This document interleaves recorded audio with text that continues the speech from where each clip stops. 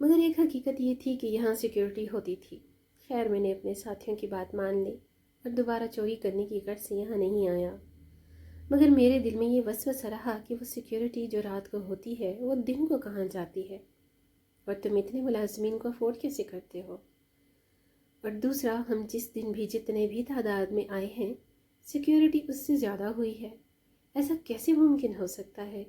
کیا ایسا ممکن ہے کہ تمہیں ہمارے اداروں کی خبر ہو جاتی ہو، یا تمہارے پاس گارڈز کی تعداد واقعی ہی اتنی ہے؟ اتنے ملازمین کی تنخواہ کو کون برداشت کر سکتا ہے؟ کیا کسی ذمہ دار کے لیے اتنے ملازمین رکھنا ممکن ہے؟ میں نے اس جواب پر جب اس چور کی باتیں سنی جو حیران رہ گیا، سب سے پہلے اللہ تعالیٰ کا شکریہ ادا کیا کہ جس نے مجھے اس پریشانی اور مصیبت سے محفوظ رکھا۔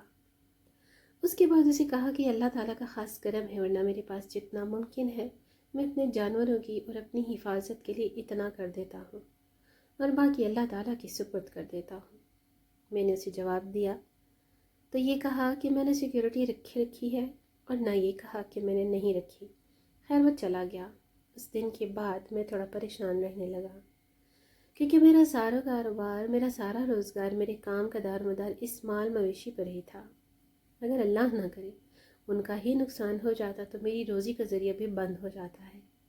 خیر رزق کا وعدہ تو اللہ تعالیٰ نے کیا ہے، یہاں سے میرے نصیب میں آگے تو میرے پاس آتا جاتا ہے، لیکن میری وجہ سے کئی غریب بچوں کے پیٹ میں بھی خوراک جا رہی تھی۔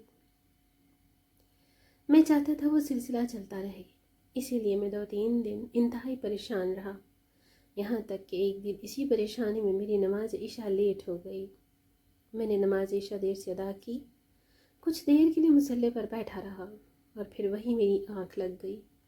مجھ پر غنودگی چھا گئی۔ اسی غنودگی کے دوران میں نے ایک خواب دیکھا۔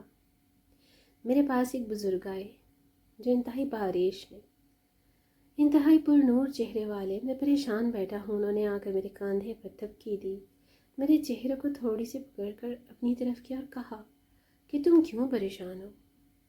میں نے ان کو اپنا مسئلہ بتایا، اس چور کے متعلق بتایا، تو وہ مسکرا دیے۔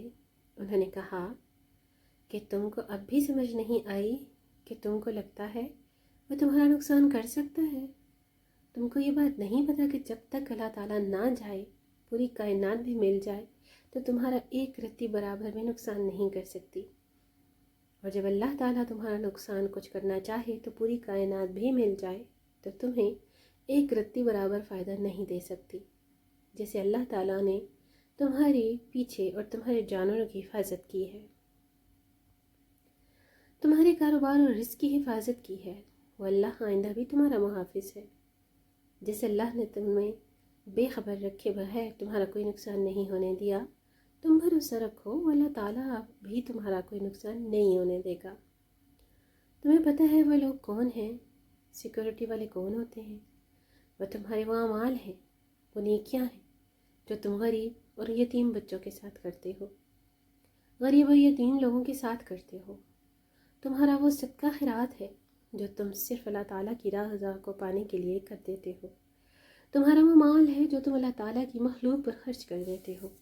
جب تک تم ایسا کر رہے ہو، کوئی چاہے بھی تو تمہارا نقصان نہیں کر سکتا۔ اللہ تعالیٰ تمہیں آزمانا چاہے تو تم پر کوئی آزمائش آ سکتی ہے، لیکن اگر کسی کو لگتا ہو کہ وہ تمہارا نقصان کر سکتا ہے تو یہ اس کی غلط فہمی ہے۔ بزرگوں نے اتنی بات میرے کندھے کو تھپایا اور کہا، اور اسی دوران میری آنکھ کھل گئی۔ جب میری آنکھ کھلی تو میں نے ایک بار پھر سے وضو کیا، وضو کر کے مصلی پہ کھڑا ہوا، 2 نوافل اللہ تعالیٰ کی رضا کے لیے ادا کیے، اور ایسے ادا کیے کہ جتنی دیر میں نماز پڑھتا رہا میرے آنسو بہتے رہے۔ میں سوچتا رہا کہ میرا اللہ کتنا رحیم کریم ہے، میرا اللہ میرے اس ایک عمل کی وجہ سے میرے پر کتنے راضی ہیں کہ میں اس کی مخلوق پر خرچ کرتا ہوں۔ میرے اللہ نے مجھے کہاں کہاں محفوظ کر رکھا ہے، مجھے پتہ ہی نہیں ہے۔